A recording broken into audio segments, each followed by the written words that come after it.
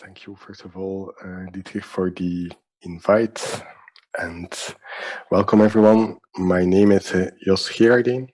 I'm one of the founders, also the CEO of Yields.io, and our company, Yields, is on a mission to embed trust in the world's most impactful algorithms. Okay, so there's plenty of mathematical models, algorithms that govern everything that is being done, and we really want to create tools to help users, builders of models, to actually make sure that those models function as expected. So now how does all of this relate to data, which is obviously the topic of today's meetup? Well, to start with the saying that data is actually today's new oil. It's the oil of the industry. Basically, it's what many industries are consuming to generate value. So how does that work? How does data actually drive value? Well, actually, data is being used in many different ways, but first of all, like a primary use case of using data is basically just displaying the data to discover obvious patterns. In the end, we want to gain insights, and these insights, they are typically driven by discovering patterns in data. So when just visualizing the data would already lead to insights, well, for this type of tools, you would typically use BI tools to help with this. And I just wanted to show a very dreadful image. I apologize for it, but like we have been bombarded by all kinds of graphs visualizing how COVID is spreading. Well, this is kind of a simple way of looking at data, is just visualizing it. On the other hand, what's much more interesting is that you might also want to discover new patterns in data. And these patterns can be quite deep, of course. And for this, to do this, we are using mathematical models or algorithms. And there's basically a couple of different types of algorithms to do that. Like the first one, what I show here, is actually an example from Deepmind. So Deepmind is a machine learning, a very famous machine learning company, and they build a few algorithms that, for instance, beat the most complicated game and the world champion in Go, which is one of the most complicated games. And actually, they evolved that algorithm a bit further to also train it again on chess. But the algorithm became so powerful that it was able to actually discover new patterns in chess, even though that game already exists for so long. So how does that relate to data? Well, actually, to learn from chess, what you need to do is play a huge amount of different games. And actually, by doing this, the games that you play become somehow data. No, and then you are using algorithms to basically learn from that data, and that's exactly what AlphaZero is doing. Now, somehow this is still a kind of idealized type of application, because the data that you generate in this way is somehow perfect. As long as you encode the games of chess correctly, then all the games that you play, all the virtual games that you generate to build up your data sets, they're going to be correct. Somehow the data that you create has no mistakes. However, many other algorithms are used on data that is not correct, not that correct, that might also contain issues. And in that case, other interesting things can happen, of course. A first example is what can happen with incomplete data. So this is here some message that I took from Twitter, and somebody said that he hooked a neural network up to his Roomba, so his automated Hoover, a vacuum cleaner, and he wanted it to learn to navigate without bumping into things, and actually it learned to drive backwards, because when driving backward, it doesn't have sensors to discover that it's bumping against something. So this is a very simple, straightforward, and quite funny example, basically, about incomplete data. And of course, if you're using data to learn patterns, but you are blind for some part of the real world, then that actually is an issue. In the case of this Roomba, it's not that bad. However, if you think back at the credit crisis in 2008, when almost the entire financial system was melting down, actually one of the underlying reasons of that credit crisis was the fact that people were using an overly simple model to estimate risk on complex mortgage derivatives. And so because they were using those simple models that they were kind of extrapolating only in a very crude fashion, they were blind for the actual risk that they were taking. So they didn't take into account enough data to be able to see the actual risk that they were taking, and this was causing this huge meltdown. A second example of issues that you can encounter with data when applying models is kind of nicely illustrated with this magnificent building here. This is called the Melbourne monoliths. It's the precursor of all these mysterious monoliths that were discovered in the end of last year. And obviously, as you can see here, this is not a real building. It's actually a building that is being rendered in Windows Flight Simulator, and in one of the recent versions where they started to use machine learning to basically create 3D maps from 2D plans. But these 3D maps sometimes contained some mistakes. For instance, here the height of that particular building in Melbourne was incorrectly input, and as a consequence, when you were flying over Melbourne, you could see this massive building. Again, this is quite funny example about the impact of data quality issues on the performance of a mathematical model. However, there's plenty of other less funny examples, like all kinds of gender bias that is being discovered in machine learning algorithms, for instance, or very recently it was discovered that measuring the oxygen's concentration in blood does not work as well for black-skinned people as opposed to white-skinned people. And actually the underlying reason is that the sensors generate more noise on the data, and that noise has an impact on the actual interpolation of the data to compute the oxygen content. So again, issues with data, and this time here, like noise on the data itself. And then there's obviously like an almost infinite list of issues with algorithms that are caused by data. I just wanted to share here a spreadsheet that has been compiled by a researcher from Deepmind as well. This is also a quite interesting use case here. So what that researcher lists in this file is basically for known mathematical journal papers. What was actually, well, the conclusions inferred from those papers were wrong because they were not using the machine learning algorithms correctly. And in this case here, actually what happened is that some researchers were training a neural net again to classify mushrooms into edible and poisonous ones. And what they did to feed the neural network with data was to alternatively feed it an edible and then a poisonous mushroom, then again an edible one, then a poisonous one, and so on. And so actually they were quite surprised to find that their algorithm was reaching almost maximum accuracy. But then actually what happened is that the neural network learned that the data was alternating and it didn't learn any feature from the mushrooms itself. So in that case, actually the data is fine. The data set didn't contain any mistakes or noise or wasn't incomplete, but it was rather the way in which the data was used to build the model that caused the actual issue. So this just to show you how closely linked are data sets and data quality versus building models to do something meaningful with that data. And actually, it's important to kind of realize that there is quite a bit of risk related to using models on data sets, basically, and models in the first place. So now this type of model risk, so basically managing the risk that the models that you are using do not generate expected results. That model risk is something that has been quite actively managed in the financial sector for already quite some time. And the main reasons are that, first of all, the financial sector has been producing massive amounts of data, obviously.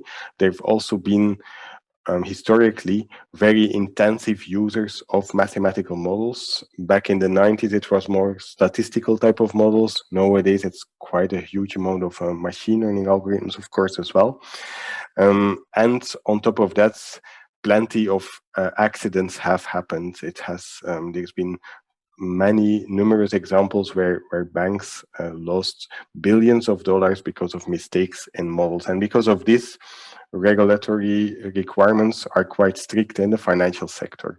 So one of the most famous regulatory bodies on model risk management is actually published by the Fed and the States, the Federal Reserve. And they start by, first of all, defining a model.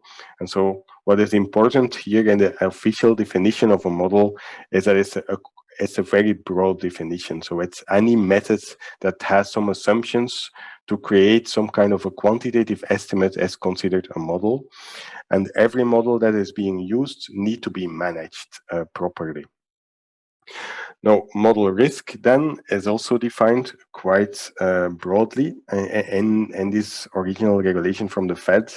And it says that model risk is actually the potential for adverse consequences based on incorrect or misused model outputs. Okay, so this basically means that there is, on average, two types of issues that can appear with models. Either the simple ones are like bugs in software. It's you just made a mistake. Maybe you made a calculation mistake, or you were applying somehow mathematical theory incorrectly, which obviously leads to mistakes in the outputs of a model. However, the more subtle and much more often encountered issue is the fact that you might apply a model in a context for which it has not been developed. To give you a very simple example, suppose I want to build a model to predict the temperature for tomorrow, okay? And then to be able to build such a model, I will need massive amounts of data, like the historical temperature here in Belgium, but maybe also some additional like wine data or other climate data. And suppose now that I would, first of all, like train my model on, say, 18th century meteorological data, and then I would apply it today on today's climate. Since climate has changed, probably my model is not going to work as expected. And it's exactly what is meant here with model risk, as it would be materialized to, say, incorrect or inappropriate use of models. It's when you're using a model, you need to understand on what data it has been trained and for what context it has been developed. Now, that type of model risk is typically managed through what we call a model risk management framework. And such a framework has basically four main components. The first one is a proper definition of a model. So if you are an organization and you're using mathematical infrastructure and you want to start managing model risk, then the first question to ask obviously is what defines a model. And so in classical models, statistical models, for instance, it's quite clear what a model is. However, with machine learning, somehow the data itself becomes part of a model, and this needs to be taken into account when you define a model. For instance, if I have, say, a particular neural network that I train on a data set, if I now take the same neural network, but I train it on a different data set, does that constitute a different model, yes or no? If so, then you will have to manage it differently. So these are considerations to take into account when defining models. Secondly, what you need to put in place as well is a certain level of governance. So what does that mean? Well, first of all, you need to define what are the roles and responsibilities for everyone who's building models. So you might have people who are primarily like data scientists, creating models, like trying to figure out patterns in data. Then you might have also people whose task is to control, to verify that those models have been developed properly. And so actually what's happening most often, especially in the financial sector, is that people put in place what is called the 3 lines of defense. So this means that you have 3 different independent teams who all have a certain responsibility in making sure that models are operating according to the specifications for which they have been developed. So the first line of defense in that case is the model developers, and their primary task is to first of all make sure that the model is being developed according to the state of the art, but also that they document clearly what's the purpose and under what constraints the model works as it should. And again, many of those constraints are actually driven by the underlying data that is being used to build those models in the first place. Then the second line of defense is what is called validation. And this is an independent team whose task it is to study the model documentation and the data sets and verify independently that the model developer has actually created something that fits the requirements and that functions correctly. And then the third line of defense is what we call audit, but sometimes also the regulator is part of this third line of defense. And the main task for the third line is to verify that the communication and the roles and responsibilities between first and second line are implemented correctly and that there is no residual risk. Then the two other pillars for model risk management are actually a bit more quantitative. So first of all, you have the model validation. So model validation, as I said, is verifying, independently reviewing models. And to perform model validation, you need to have certain procedures put in place, like how are you going to verify that the model is working as it should? Well, the first and foremost task that needs to be reviewed is to check the data. So when you are validating a model, almost up to 80% of the time is going to be spent on verifying that the data makes sense. And this means that you check that the model developers have put enough effort in cleaning the data, so verifying that the data actually does not contain the anomalies that I showed in the beginning, but it's also making sure that the data is representative. And again, here I go back to my previous example. If I want to forecast the temperature and I train my model on the 18th century data set, well, that 18th century data set is probably not representative anymore for today's climate. Therefore, the conclusions that I would infer from the model are not going to be correct. And then apart from that, obviously, you also want to verify that the model is performing as it should. This is often called backtesting. And sometimes you even build alternative models to verify the performance. And this is called benchmarking. And then finally, the fourth important pillar is what we call monitoring. And this is really when you have put your model into production, that you actually need to continuously verify that the model is performing as it should, so you can do something about it. You don't want to discover after 3 months that your investment algorithm, for instance, has not been functioning over the last 3 weeks. So because of this, you need to monitor continuously models. And here again, an important aspect of monitoring is monitoring the data as it flows through the model. So you want to continuously verify that the data is complete, that the data does not contain any outliers, or that outliers are being detected efficiently. And you want to continuously verify as well that the data on which you are operating the models is sufficiently close to the data on which you have trained the models in the first place. Now, what we notice as well is that that type of model risk management actually has evolved drastically over the last 10 years. And there's basically two important aspects to it. First of all, model risk management has, like 10 years ago, it was primarily a concern for the financial sector. Today, with the advent of machine learning, with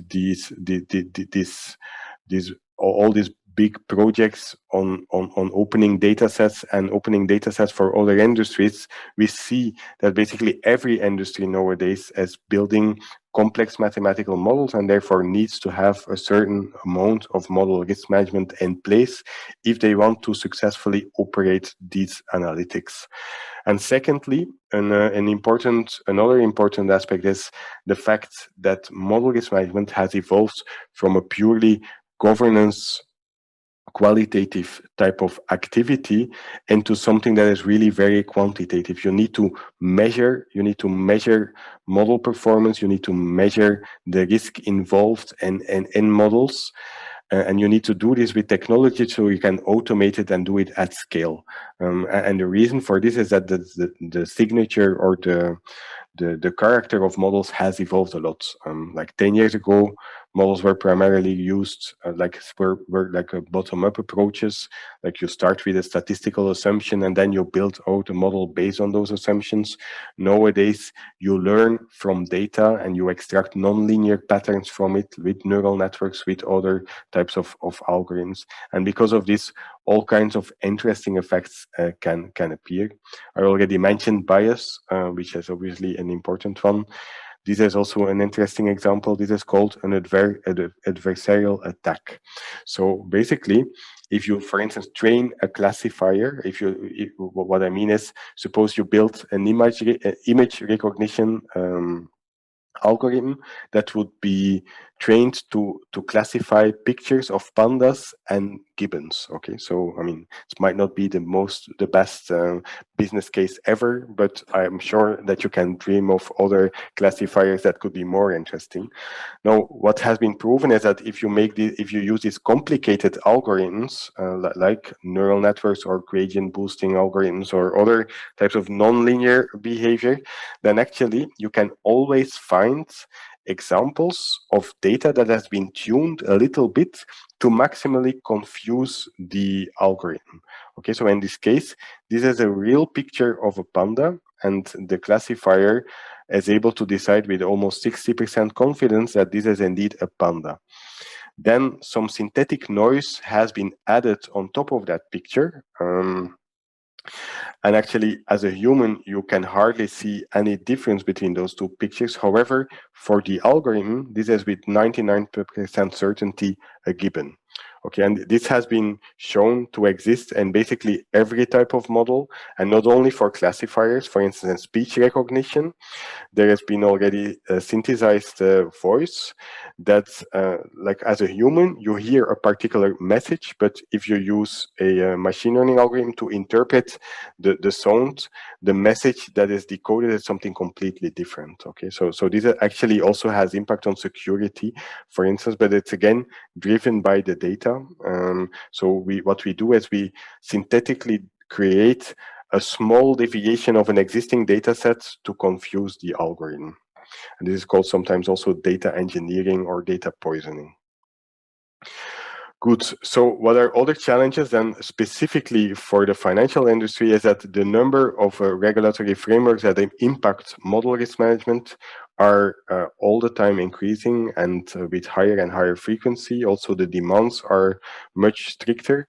But on top of that, the number of models that are being used in a financial institution increase with around 20% every year.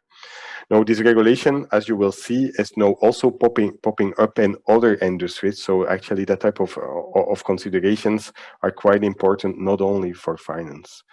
Now, what are the current issues with managing model risk? Well, for many financial institutions, especially as they are transitioning from this qualitative to a more quantitative risk management methodology, they notice that actually the requirements for technology are very different.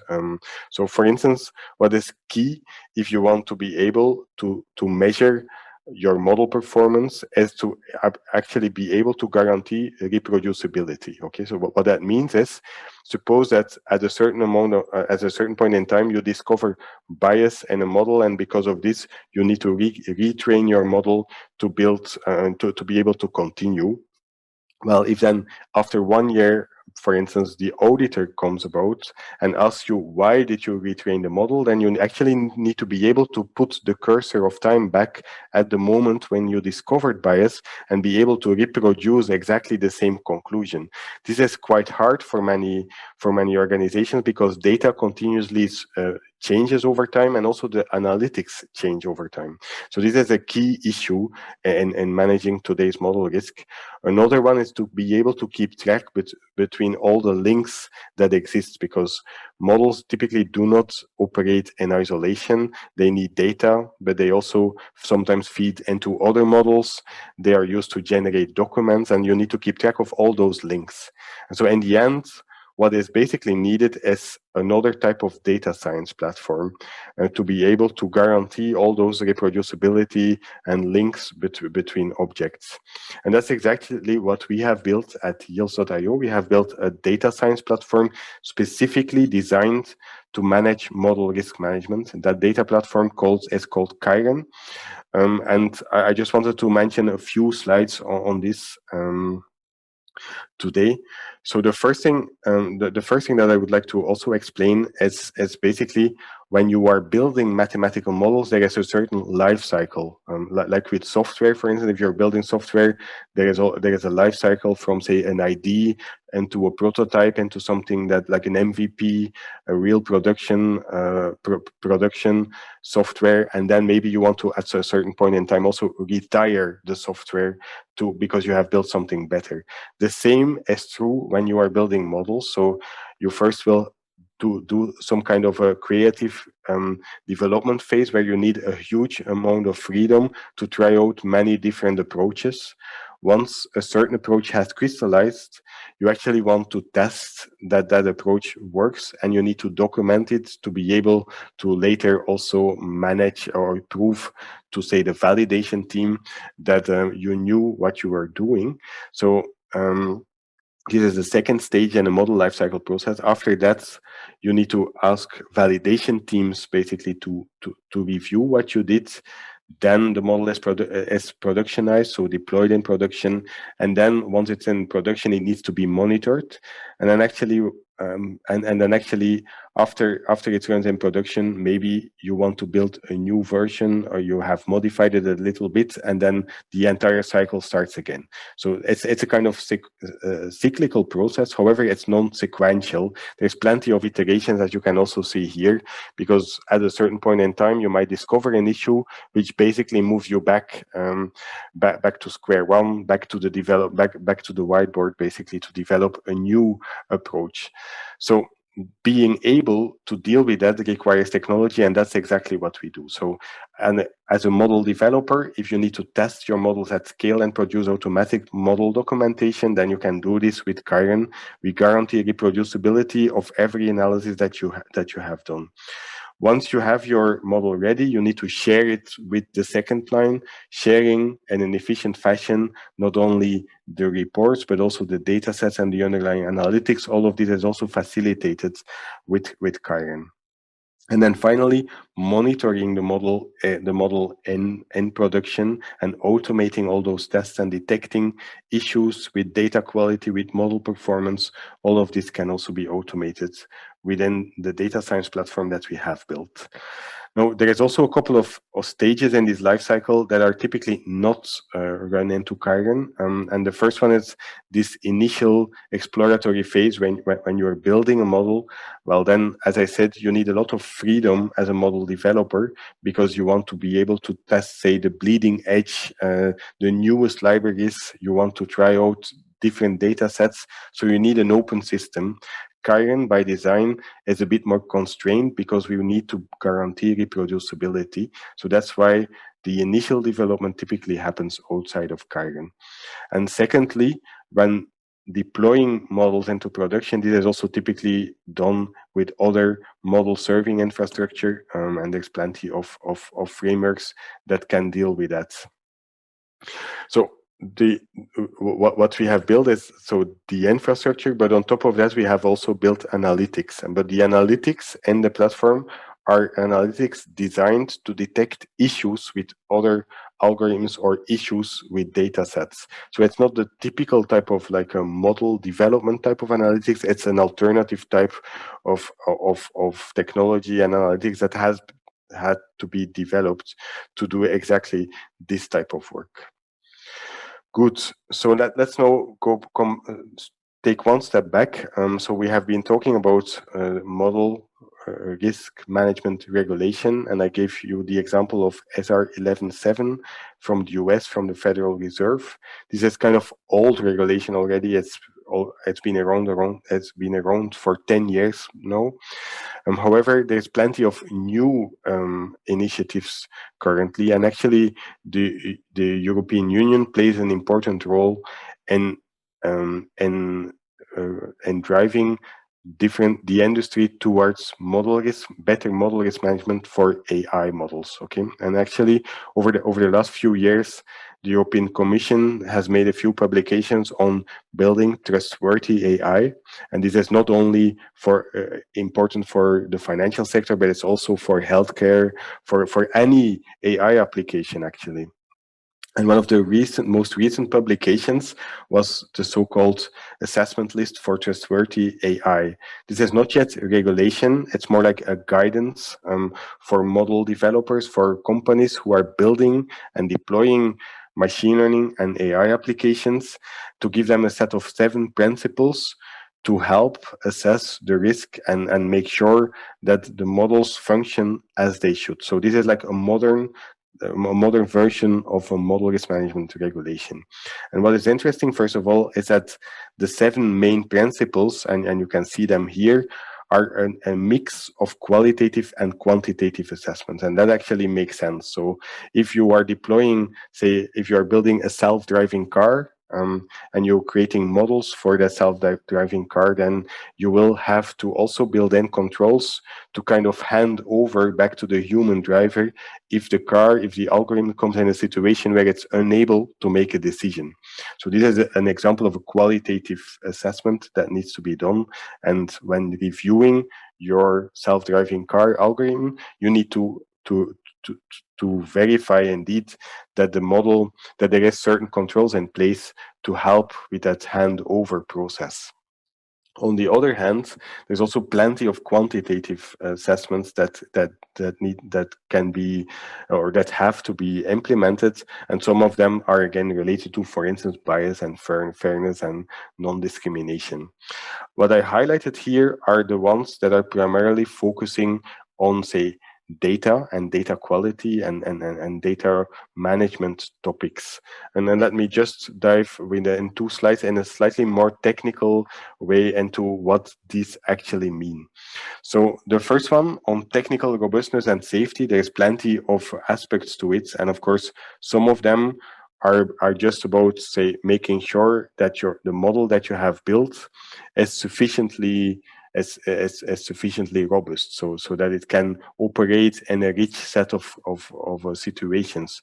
However, part of that robustness assessment is also verifying that your model is able to deal with, say, issues in the data set. So if you have, for instance, missing data, or if there is anomalies in the data set, that you have made sure that actually the model is able to continue to operate more or less at a relatively high accuracy.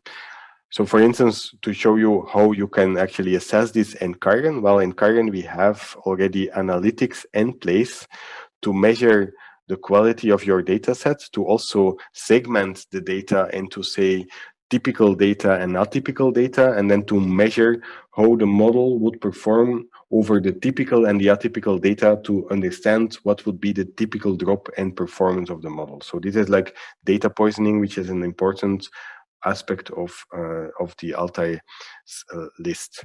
On the other hand, you can also have security concerns, right? Going back to my self-driving car algorithm, if someone would want to launch a adversarial attack on the algorithm, it could build, he or she could, for instance, create some stickers, QR codes, for instance, to put on on some traffic signs to maximally confuse the machine learning model. So when you are verifying or validating AI algorithms, you also need to assess how robust the algorithm is going to be against those type of adversarial attacks. Okay, and again, in Kyron, you have all the analytics in place to do that type of testing in a highly automated fashion and to actually benchmark the robustness of your algorithm against other approaches. Another important data-related topic, of course, is everything related to privacy. With privacy, there is many concepts, of course, that are important. I think for the machine learning and AI community, one of the most important concepts that have been discovered over the last few years is this concept of differential privacy, which allows you to train models on data without jeopardizing the privacy of the data owners. However, when you are measuring, say, or if you want, and you don't have differential privacy in place, you can actually also measure other metrics on the data to verify how large the risk is of disclosure, for instance. So disclosure risk means that if you have a data set that is being used for building a model, for instance, and that data set is somehow anonymous, then of course, normally you would expect that you cannot discover who a certain, that you would expect that you are unable to identify a single person from that data. Now, however, suppose now that in that data set there are different features like I don't know, education, maybe health history, your profession. Suppose that actually by combining some of those features you are able to identify uniquely a given sample. You might still not know who that sample corresponds to, but if you would be able to like merge that data set with another maybe publicly available data set, you might actually be able to discover who that particular sample refers to. So this is what we call disclosure risk, and you can measure it and quantify it by basically counting how many samples you can identify uniquely. So this just to say that privacy, even if your data is anonymized, as long as you are able to like group features together to identify a single sample, there is still a risk for privacy. And the last point that is data-driven in this assessment list of trustworthy AI is the point on bias and fairness. And what I wanted to highlight here is, again, like how fairness needs to be defined and how it actually is emerging from the data set itself. So let's take a simple example. I mean, let's assume that that we are in a country that has two different languages. The North speaks Dutch and the South speaks French. Now, suppose that you are building, say, a credit scoring model. So this is a model that is going to decide if someone is allowed to take a loan, yes or no. Okay, so for instance, if you want to build a house and you need a mortgage, then a credit score model is going to be used.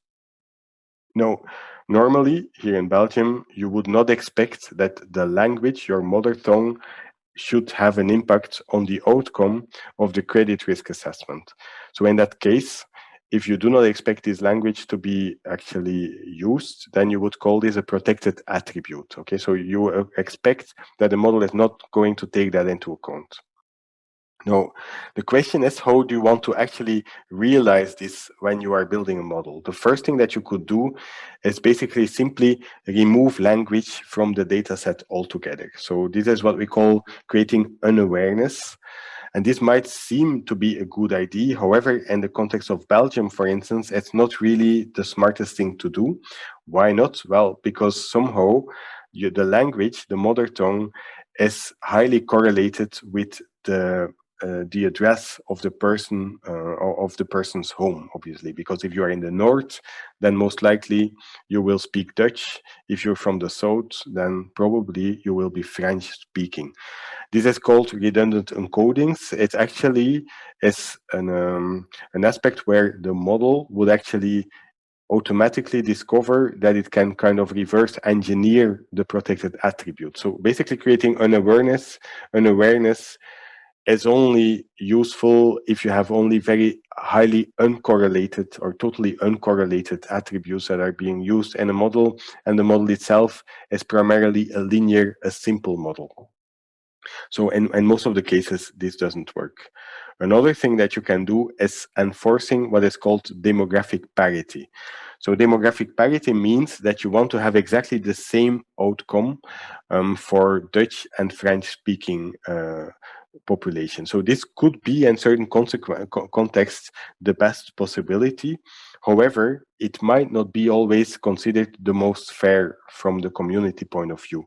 So as one example, let's assume, let's say the northern part, the Dutch-speaking part of the population would on average be more risk-taking than the southern part. Then in that case, actually, if you enforce demographic parity, it means that the same amount of Dutch and French-speaking people will get a loan. However, the Dutch speakers will on average default more often. They will more often take a loan that they cannot pay back. So in that case, what will happen is that the South is going to pay for the North. So in that case, under some constraints, this is not considered fair. And on that case, in those cases, what people often introduce is something called equalized odds. So with equalized odds, what you're trying to achieve is that the mistakes that the model make are independent of the protected attribute. What I mean by this is that if my credit scoring model is going to try to estimate the likelihood that the person is not going to be able to pay back the loan, then the amount of errors that I make on the southern and northern part of the country, on the French and the Dutch speaking, should be relatively similar. So in that case, we call this equalized odds. And under some constraints, this is the most fair outcome. Now, a last point that I want to highlight here is actually another interesting aspect, meaning about who is actually using the data. So it's very often the case that protected attributes cannot be used by model developers. Okay, so if you are building I don't know, like an HR screening algorithm, and you have CVs, then it's very likely that the data that you're going to receive to build your CV screening algorithm will not contain gender or nationality of the applicants. However, to be able to measure if the model that you have created has bias, yes or no, to be able to measure that, you actually need those attributes.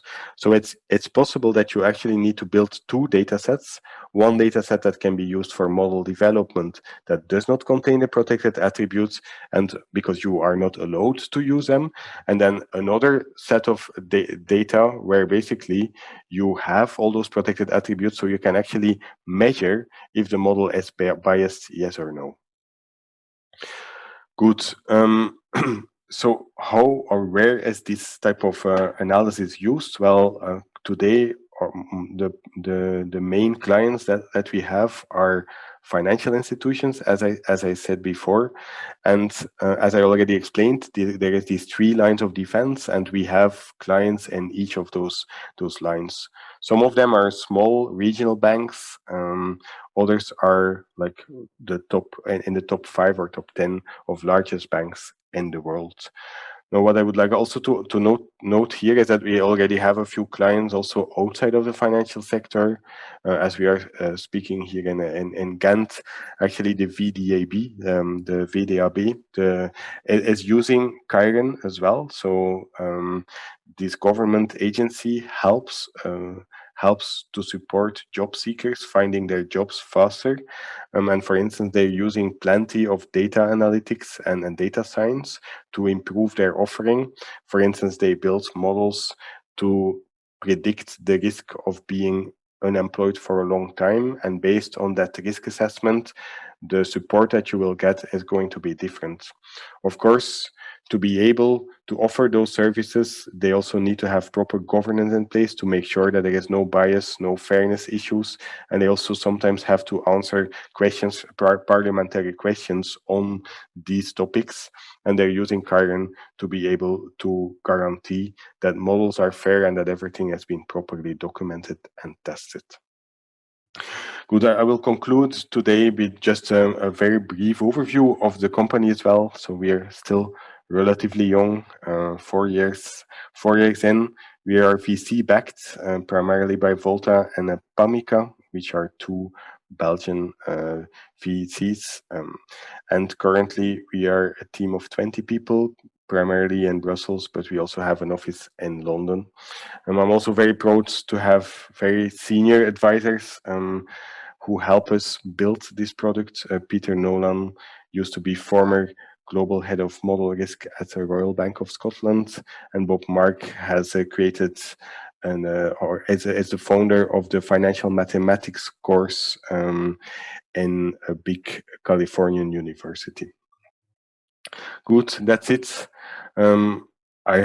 If you have any questions, please don't hesitate. I hope I made clear somehow that there is a very close link between data sets and then models. And if you want to build models in a sustainable fashion, if you want to make sure that models continue to function correctly, then you need to manage those risks. And a big part of the risks related to operating models are actually driven by data. So this concludes today's talk on model risk and its links to data and DataOps. If there's any questions, then don't hold back. Otherwise, I wish you a very nice evening.